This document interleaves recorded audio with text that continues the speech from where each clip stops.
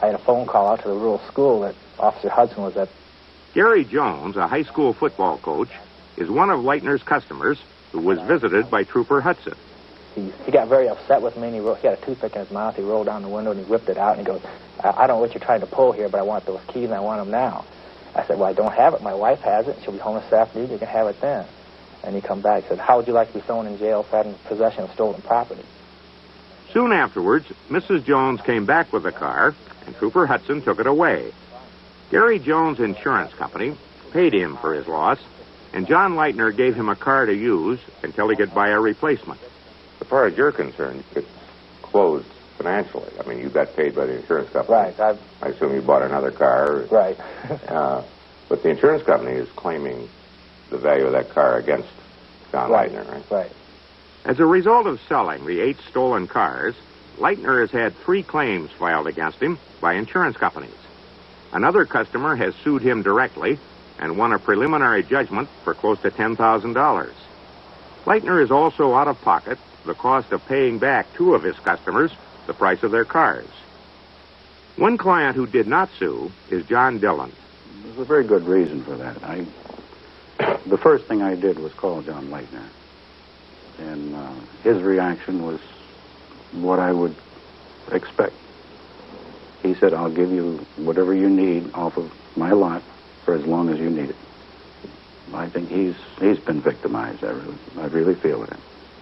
I've had many people. You buy from that crook? You know, that I say, poor John, he's taking a beating. I didn't see any way for him to pull out of it. He was really hurt financially. Tom Shaw is the managing director of the newspaper in Dixon, the Evening Telegraph.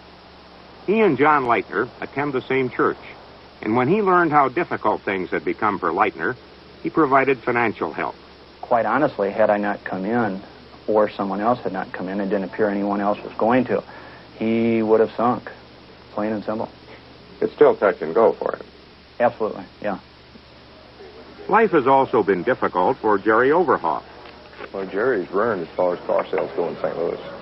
Before, he was, when he worked with us, he could take the car and sell it. He had certain places he could go with it, and everybody trusted him. He had no problem moving cars, taking them anywhere he wanted to.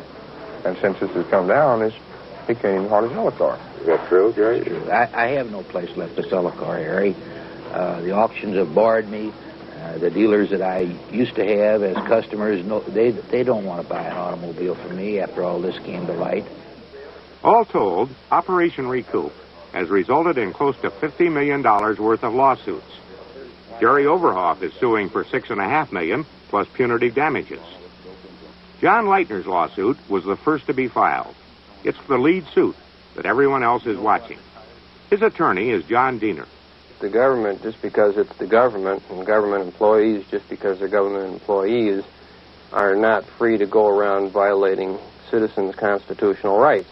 We asked Diener how the FBI has responded to Lightner's suit.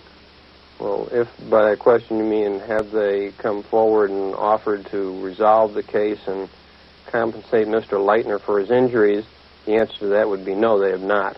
They fought you every step of the way, would be a layman's way of putting it. We've been going at it tooth and nail for 3 years. The FBI has maintained that it is immune from Lightner's suit.